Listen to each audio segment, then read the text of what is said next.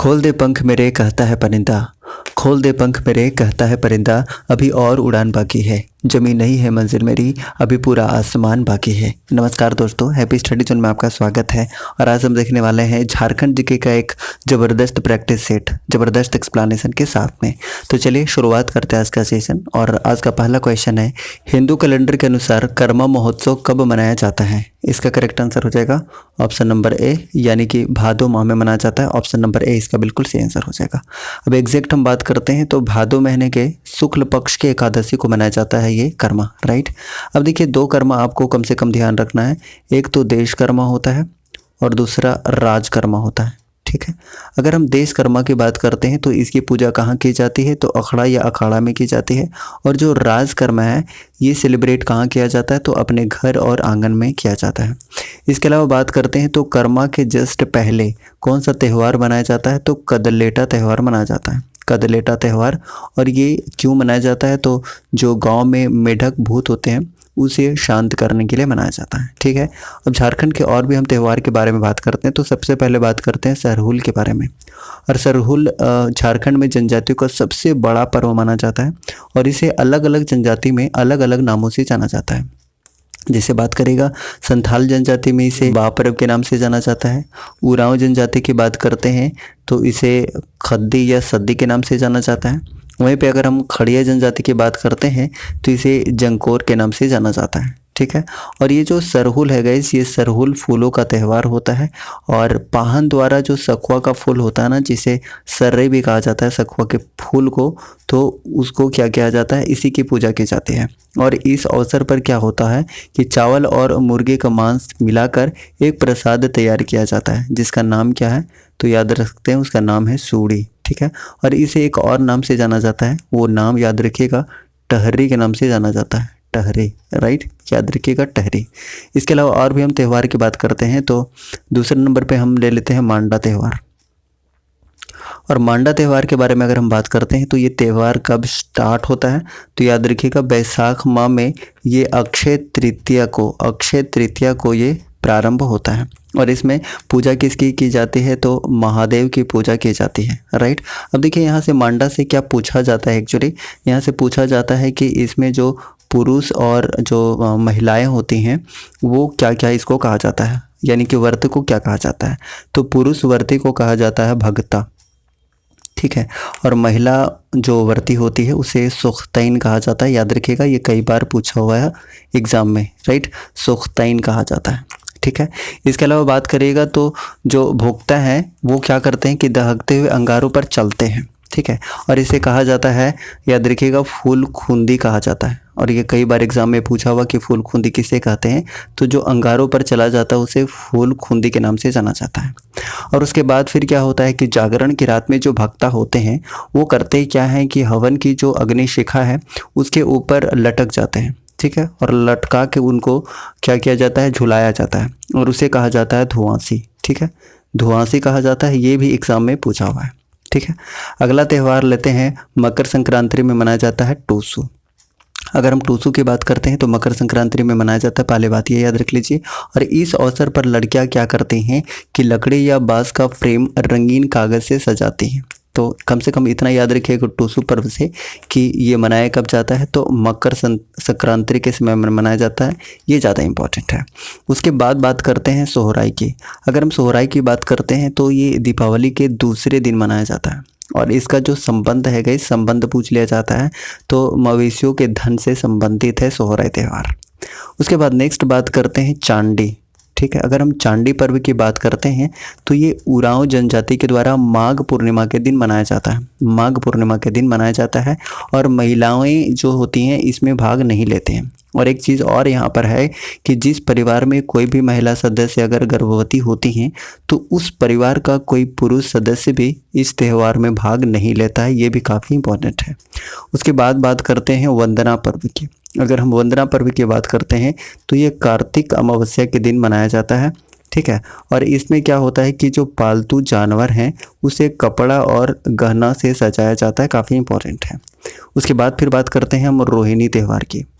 अगर रोहिणी त्यौहार की हम बात करें तो ये झारखंड राज्य के कैलेंडर का प्रथम त्यौहार माना जाता है। और इस पर्व के द्वारा क्या होता है कि किसान क्या करते हैं कि अपने खेत में बीज बोने की परंपरा स्टार्ट करते हैं। ठीक है, उसके बाद एक और हम त्यौहार की बात करते हैं, देसावली। अगर हम देसावली पर्व की बात करते हैं, देसावली और जनी शिकार दोनों याद रखिएगा, ये दोनों ही जो त्यौहार हैं ये 12 वर्ष में एक बार मनाए जाते हैं और ये कई बार एग्जाम में पूछा है। इस तरीके से क्वेश्चन नंबर 1 का सही आंसर क्या हो गया, यानी कि कर्मा महोत्सव कब मनाया जाता है? तो करेक्ट आंसर है ऑप्शन नंबर ए, यानी कि भादो माह में मनाया जाता है।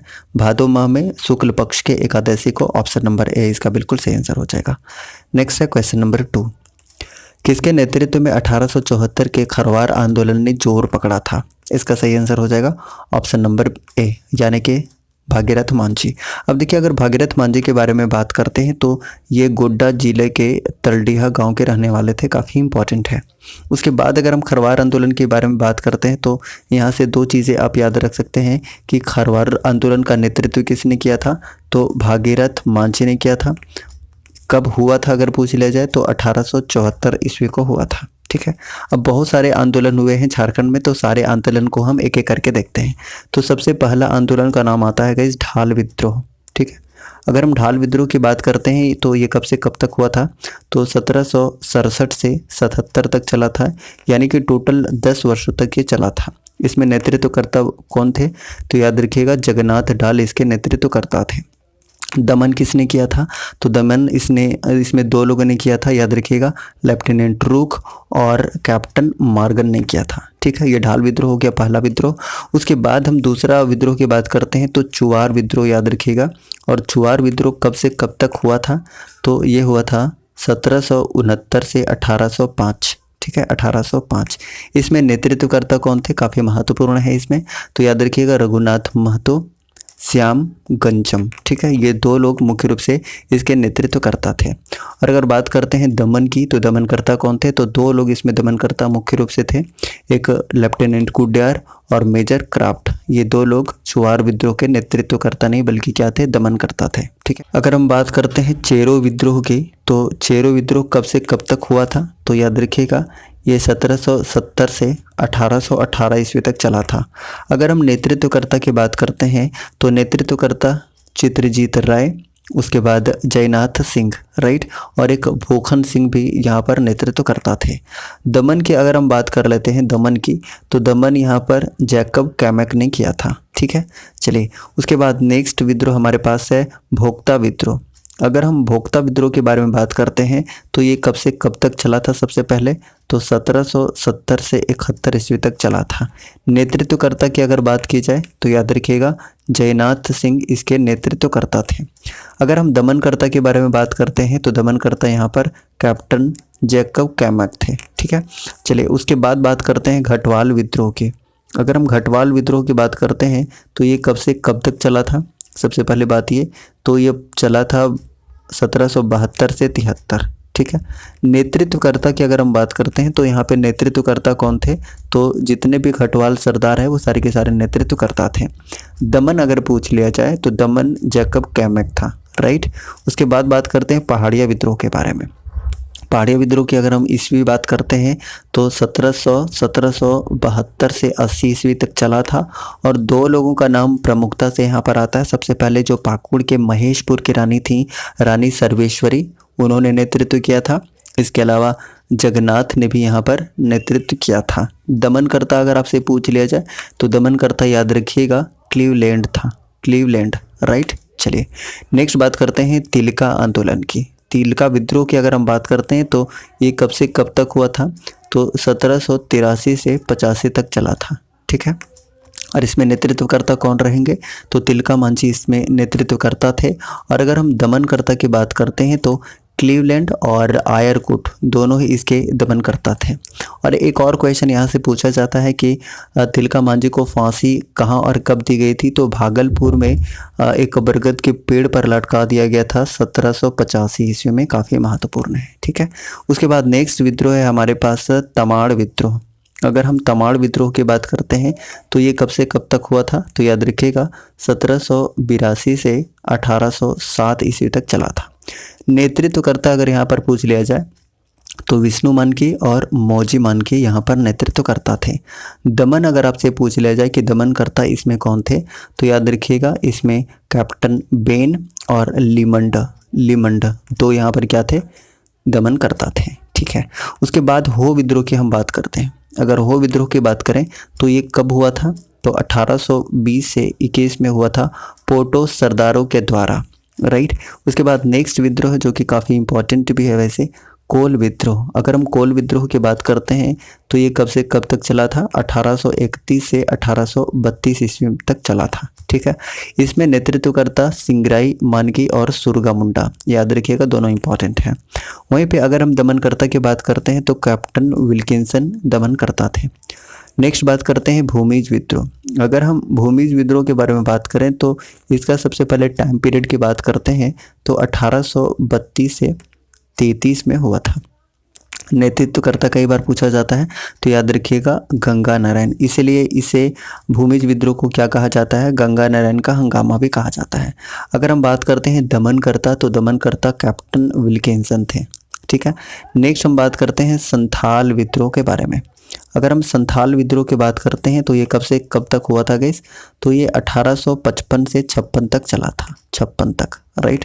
इसमें नेतृत्वकर्ता कौन थे, तो सिद्धू कान्हू चांद भैरव, लेकिन दो लोग मुख्य रूप से थे, सिद्धू कान्हू, जिसके अगर पूछा जाए कि इसमें दमनकर्ता कौन थे तो याद रखिएगा कैप्टन अलेक्जेंडर इसमें दमनकर्ता थे।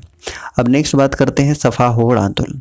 अगर हम सफा होड़ आंदोलन के बारे में बात करते हैं तो ये कब हुआ था, ईस्वी इसका बहुत ज़्यादा पूछा जाता है, तो 1870 में हुआ था लाल हैम्ब्रेन के द्वारा।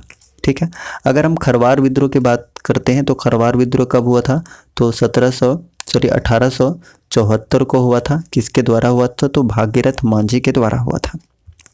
उसके बाद नेक्स्ट बात करते हैं ताना भगत आंदोलन की।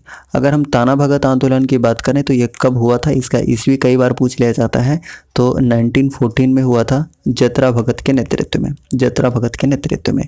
उसके बाद एक और आप बात कर लीजिए किसका, तो हरि बाबा आंदोलन। अगर हम हरि बाबा आंदोलन की बात करते हैं तो ये कब हुआ था, तो याद रखिएगा ये 1931 ईस्वी में हुआ था। हरि बाबा या दुक्का हो इनको कहा जाता है, तो दुक्का हो के नेतृत्व में हुआ था। ठीक है, तो क्वेश्चन नंबर फर्स्ट का सही आंसर क्या हो गया गाइस, किसके नेतृत्व में 1874 के खरवार आंदोलन ने जोर पकड़ा था, तो बिल्कुल ऑप्शन नंबर ए इसका सही आंसर हो जाएगा, यानी कि भागीरथ मांझी इसका बिल्कुल सही आंसर है, ऑप्शन नंबर ए। नेक्स्ट बात करते हैं क्वेश्चन नंबर 3।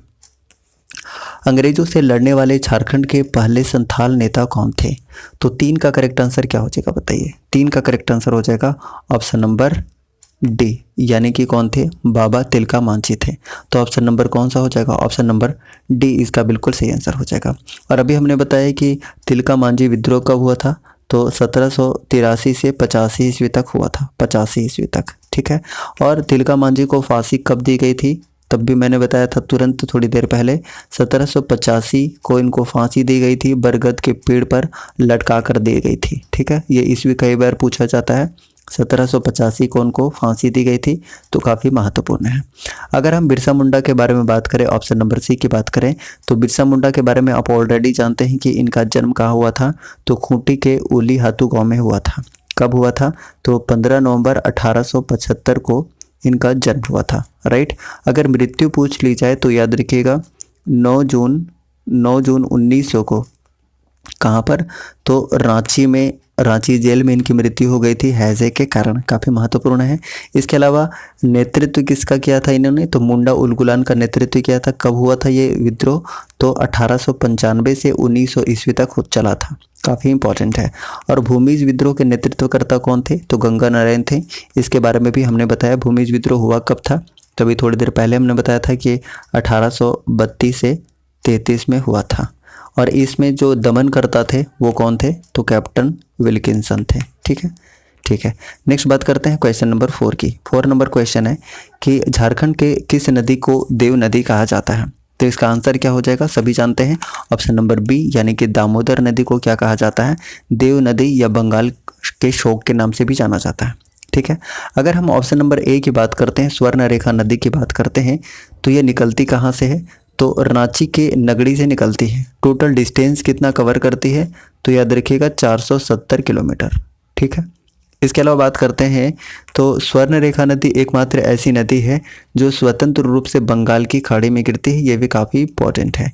इसके अलावा बात करते हैं कि इसकी सहायक नदियाँ कौन कौन सी हैं, तो याद रख सकते हैं काकरो नदी, कांची, खरकई, जोमारू, राढ़ू और संजय नदी, ये सारी की सारी नदियाँ सहायक नदियाँ हैं स्वर्ण नदी के। ठीक है, उसके बाद स्वर्णरेखा नदी पर ही है हुंड्रू फॉल। हुंड्रू फॉल है, याद रखिएगा, जिसकी ऊंचाई आपको 320 फीट देखने को मिलेगा, 320 फीट। और अगर मीटर में बात करते हैं तो 98 मीटर।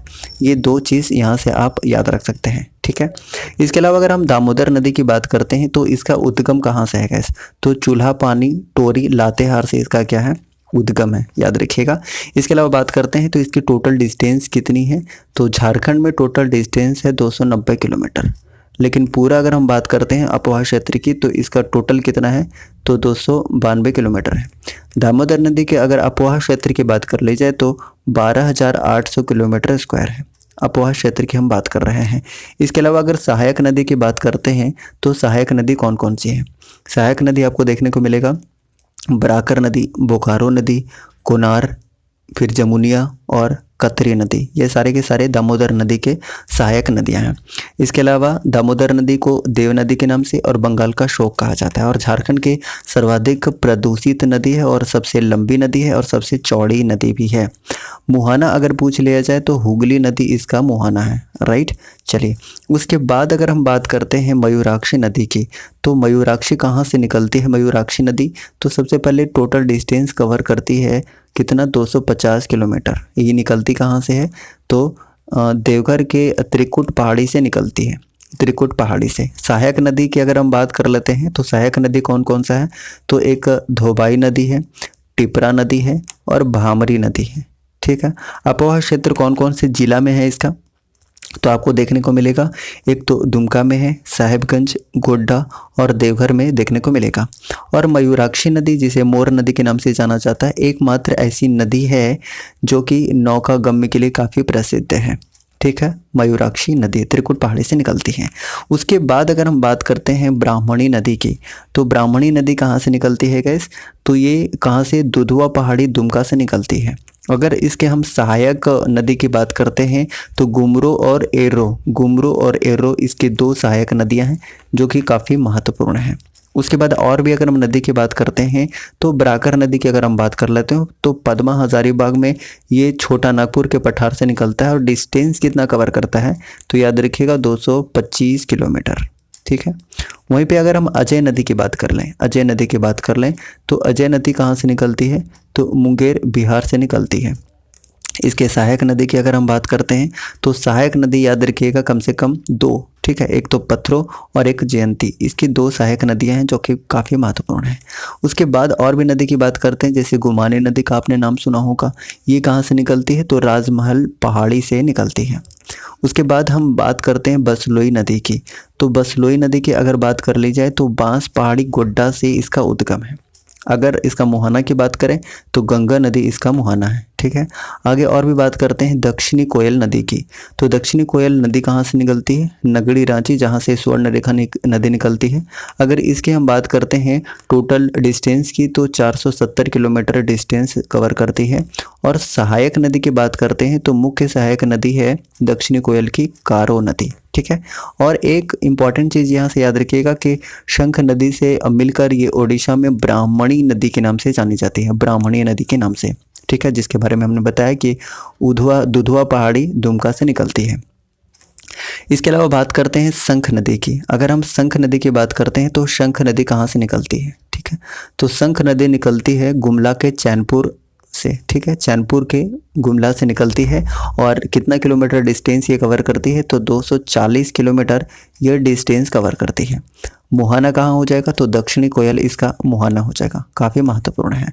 कुछ उपनाम की बात करते हैं तो उपनाम से भी क्वेश्चन पूछा जाता है, जैसे पुनपुन नदी का आपने नाम सुना होगा, जिसका हजारीबाग के पठार से उद्गम है गाइस। ठीक है, तो पुनपुन नदी को किस नाम से जाना जाता है, तो कीकट के नाम से जाना जाता है और बामागति के नाम से जाना जाता है, दो नामों से जाना जाता है उपनाम की अगर हम बात कर रहे हैं।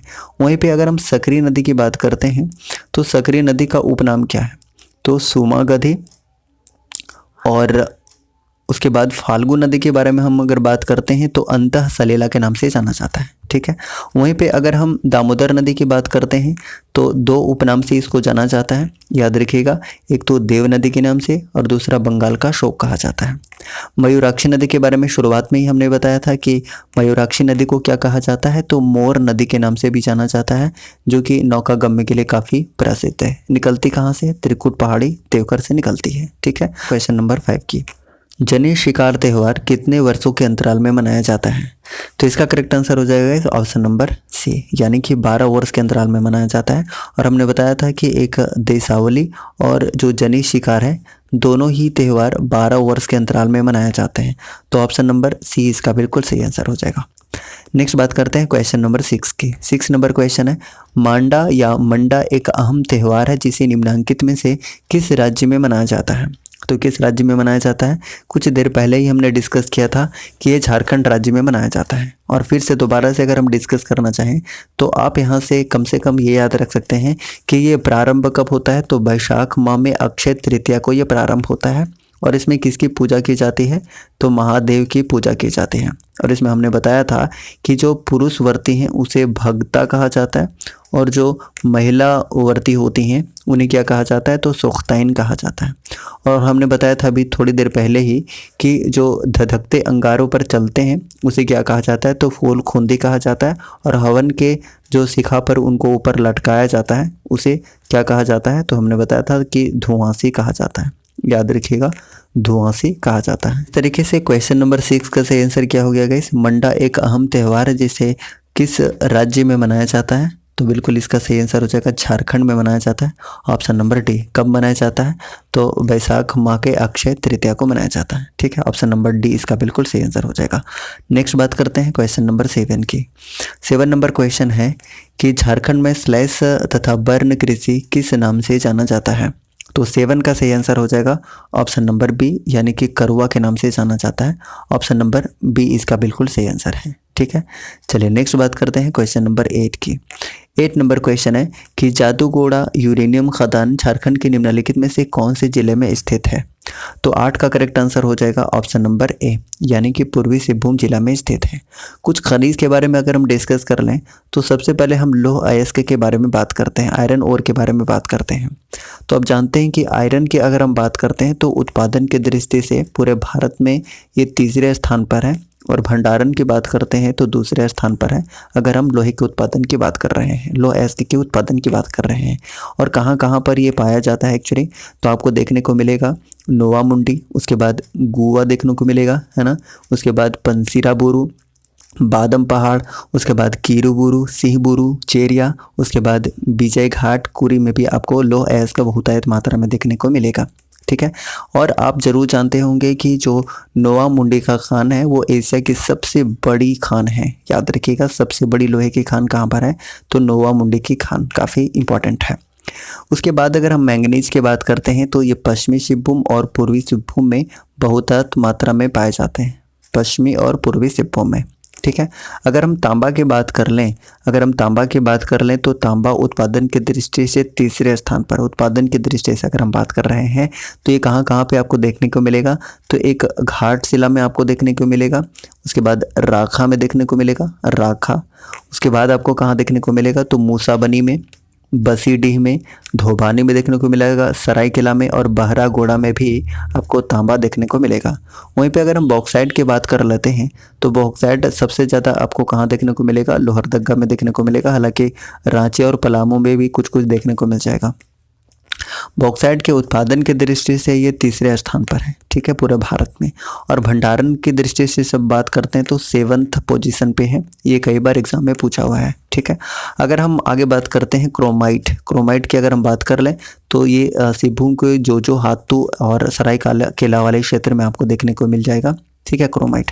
अगर हम टंगस्टन की बात कर लेते हैं तो टंगस्टन आपको सिंहभूम के जो काली माटी है और हजारीबाग में आपको ज़्यादातर टंगस्टन देखने को मिल जाएगा।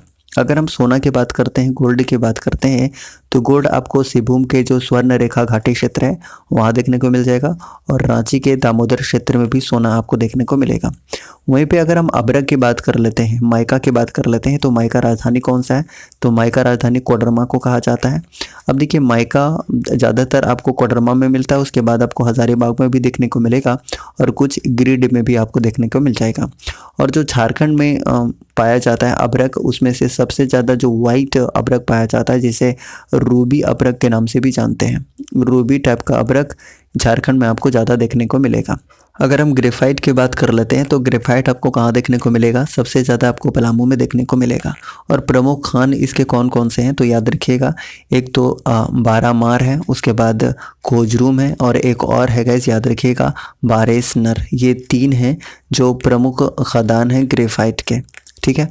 अब क्वेश्चन नंबर 8 का सही आंसर की हम बात कर लें, तो जादूगोड़ा यूरेनियम खदान के निम्नलिखित में से किस जिले में स्थित है? तो ऑप्शन नंबर कौन सा हो जाएगा? ऑप्शन नंबर ए इसका बिल्कुल सही आंसर हो जाएगा, यानी कि पूर्वी सिंहभूम इसका बिल्कुल सही आंसर है, ऑप्शन नंबर ए। नेक्स्ट बात करते हैं क्वेश्चन नंबर 9 की। 9 नंबर क्वेश्चन है, रामगढ़ कांग्रेस अधिवेशन कब आयोजित किया गया था? इसका आंसर हो जाएगा ऑप्शन नंबर ए, यानी कि 1940 में आयोजित किया गया था। और 1940 में भी कब? तो याद रखिएगा 19 से 20 मार्च याद रख सकते हैं। इसके अलावा और भी इंफॉर्मेशन की अगर हम बात करते हैं तो यहाँ से याद रख सकते हैं। तो सबसे पहली बात तो यही याद रखिए कि 19 से 20 मार्च तक ये चला था 1940 ईस्वी में। और ये कौन से क्रम का था? तो ये 53वां अधिवेशन था। ठीक है, 53वां अधिवेशन था। ये कई बार एग्जाम में पूछा हुआ है, तो यहाँ से कम आप ये याद रख सकते हैं। अध्यक्षता किसने की थी? तो यहाँ पर याद रखिएगा अबुल कलाम आज़ाद ने इसकी अध्यक्षता की थी। स्वागत समिति के अध्यक्ष कौन बनाए गए थे? तो डॉक्टर राजेंद्र प्रसाद स्वागत समिति के अध्यक्ष बनाए गए थे, काफ़ी महत्वपूर्ण है। इसके अलावा बात करते हैं तो हुआ क्या था कि सुभाष चंद्र बोस ने अखिल भारतीय समझौते सम्मेलन का आयोजन किया था, जिसके परिणाम स्वरूप क्या हुआ था गाइस कि 1939 में क्या हुआ कि फॉरवर्ड ब्लॉक की स्थापना की गई थी। ठीक है। इसके अलावा और भी याद रखना चाहें यहाँ से, तो आपने एम.एन. रॉय का नाम सुना होगा। तो एम.एन. रॉय ने क्या किया था कि रेडिकल डेमोक्रेटिक पार्टी की स्थापना की थी। ठीक है। इसके अलावा बात करते हैं तो इस अधिवेशन के दौरान जो महात्मा गांधी हैं, महात्मा गांधी वो कब? तो याद रखिएगा 19 मार्च 1940 ईस्वी को इन्होंने रामगढ़ में क्या किया था कि खादी ग्रामोदय प्रारंभ किया था। ये काफ़ी महत्वपूर्ण है। ठीक है। कौन सा अधिवेशन था? तो 53वां अधिवेशन था। ये बहुत ही ज़बरदस्त पूछा जाता है, कई बार एग्जाम में पूछा गया है। तो क्वेश्चन नंबर 9 का आंसर क्या हो गया? रामगढ़ अधिवेशन कब आयोजित किया गया था? तो ऑप्शन नंबर ए इसका बिल्कुल सही आंसर है, यानी कि 1940 इसका बिल्कुल सही आंसर हो जाएगा, ऑप्शन नंबर ए। नेक्स्ट बात करते हैं क्वेश्चन नंबर 10 की। 10 नंबर क्वेश्चन है, झारखंड में सर्वाधिक सिंचाई तालाब से किस जिले में होती है? तो इसका करेक्ट आंसर हो जाएगा गाइस ऑप्शन नंबर ए, यानी कि देवघर में सर्वाधिक तालाब से सिंचाई होती है। अब देखिए, हम सिंचाई की बात करते हैं तो सबसे पहले हम बात करते हैं देखिए कुआं की। तो कुआं की अगर हम बात करते हैं तो सबसे ज़्यादा गुमला और गिरिडीह में होता है। गुमला और गिरिडीह में कुएं से सिंचाई सबसे ज़्यादा होता है, सर्वाधिक होता है। प्रतिशत के हिसाब से बात करेगा तो 29.38% जो सिंचाई है वो कुएं से होती है झारखंड में। ठीक है। इसके अलावा और भी बात करेगा, जैसे तालाब की अगर हम बात कर लेते हैं तो तालाब में सबसे शीर्ष पर कौन है? तो ये देवघर है। तालाब में सबसे ज़्यादा सिंचाई कहाँ पर? तो देवघर जिले में होती है। अगर हम परसेंटेज की बात करते हैं तो कितना परसेंट? तो 19.07%, राइट। उसके बाद हम बात कर लेते हैं कि नहर से। ठीक है। अगर हम नहर से बात करते हैं तो नहर में सबसे ज़्यादा सिंहभूम में आपको देखने को मिलेगा, सिंहभूम और सरायकेला वाला क्षेत्र में, राइट। और ये कितना प्रतिशत अगर बात कर लेते हैं तो याद रखिएगा 17.53%। ठीक है। वहीं पे अगर हम नलकूप की बात कर लेते हैं, नलकूप की, तो नलकूप से आपको देखने को मिलेगा कहाँ पर? तो लोहरदगा में आपको ज़्यादातर देखने को मिलेगा नलकूप से। ठीक है। प्रतिशत के हिसाब से बात करेगा तो 8.28% यहाँ पर जो सिंचाई होती है वो नलकूप से होती है लोहरदगा में, याद रखिएगा। देखिए, सारी चीज़ों को याद रखने के लिए एक छोटा सा ट्रिक आप देख सकते हैं। जैसे मान के चलिए कि ये एक क्या है? कुआं है। ठीक है, ये एक कुआं है। अगर इस कुएं में कोई गिरेगा, अगर कोई गिरेगा तो क्या हो जाएगा? गुम हो जाएगा। अगर कोई गिरेगा तो क्या हो जाएगा? गुम हो जाएगा, यानी कि इस कुएं में जो भी गिरेगा वो गुम हो जाएगा। मतलब क्या हुआ कि जी से गुमला और जी से गिरिडीह। तो कुएं से आप याद रख सकते हैं कि 2 जिले में सबसे ज़्यादा सिंचाई कहाँ कहाँ, तो गुमला और गिरिडीह में, आप इतना याद रख सकते हैं। इसके अलावा हम बात करते हैं कि तालाब से सबसे ज़्यादा कहाँ पर होगा, तालाब से। तो तालाब से देखिए आप कैसे याद रखना चाहेंगे, तो तालाब के किनारे कौन सा पूजा होता है गाइस, तो छठ पूजा, आप जानते हैं ना, छठ पूजा होता है। अब जब भी हम पूजा की बात कर रहे हैं, मंदिर का बात कर रहे हैं, तो तुरंत दिमाग में क्या आता है, देवघर तुरंत दिमाग में आता है। तो देवघर बात तुरंत में आ रहा है, तो तालाब से रिलेटेड कौन सा हो जाएगा, ये देवघर हो जाएगा। तालाब से तुरंत आपके माइंड में आना चाहिए छठ, छठ से आपके दिमाग में आना चाहिए पूजा, और पूजा से मंदिर वगैरह, और मंदिर ज़्यादातर आपको देवघर में देखने को मिलेगा। तो इस हिसाब से आप कह सकते हैं कि तालाब में सबसे ज़्यादा सिंचाई कहाँ पर होती है तालाब से, तो देवघर में होती है। ठीक है। उसके बाद देखिए अगर आप नलकूप की बात करिएगा, तो हम नलकूप के बारे में अगर आपसे बात करना चाहें, तो आप जानते हैं कि नलकूप अगर ये नल है गाइस, अगर ये नल है, तो आप देखिए क्या कि ये जो नल बना होता है ये लोहे का बना होता है ये नहीं, बिल्कुल लोहे का नलकूप बना होता है। तो आप देख सकते हैं कि लोहा आ रहा है, लोहा से क्या हो जाएगा, लोहरदगा हो जाएगा, नहीं हो जाएगा, बिल्कुल लोहरदगा हो जाएगा। ठीक है, लोहरदगा हो जाएगा। तो लोहरदगा किससे हो जाएगा, नलकूप से हो जाएगा। तो आप ऐसे कोरिलेट करके चीज़ों को याद कर सकते हैं। और नहर से आप डायरेक्ट याद रख लीजिए कि सिंहभूम और सरायकेला वाले क्षेत्र में होता है। ठीक है गाइस, इस तरीके से 10 नंबर क्वेश्चन का आंसर क्या हो गया कि सर्वाधिक सिंचाई तालाब से कहाँ पर होगी, तो तालाब तुरंत दिमाग में आना चाहिए छठ, छठ से आना चाहिए मंदिर, मंदिर मतलब पूजा, तो कहाँ से संबंधित हो सकता है, ऑप्शन नंबर ए देवघर इसका बिल्कुल सही आंसर हो जाएगा। So option number A is correct one. Next बात करते हैं क्वेश्चन नंबर 11 की। जपला निम्नलिखित में से किस उद्योग के लिए प्रसिद्ध है, इसका सही आंसर आपको क्या करना है, कमेंट बॉक्स में देना है। इसका सही आंसर बताइए क्या होगा, सीमेंट के लिए, लौह एवं इस्पात उद्योग के लिए, कोयला के लिए, या बॉक्साइट के लिए। चारों में से एक करेक्ट आंसर आपको कमेंट बॉक्स में टाइप करना है। इस तरीके से आज का सेशन हमने कंप्लीट कर लिया है। अगर आपको सेशन पसंद आया तो प्लीज़ लाइक कीजिएगा, और चैनल पर नए हैं तो प्लीज़ चैनल को सब्सक्राइब करके बेल आइकन को प्रेस कीजिएगा, ताकि आपको न्यू वीडियोज़ का नोटिफिकेशन बिल्कुल सही समय पर मिलता रहेगा। Thank you so much. जय हिंद।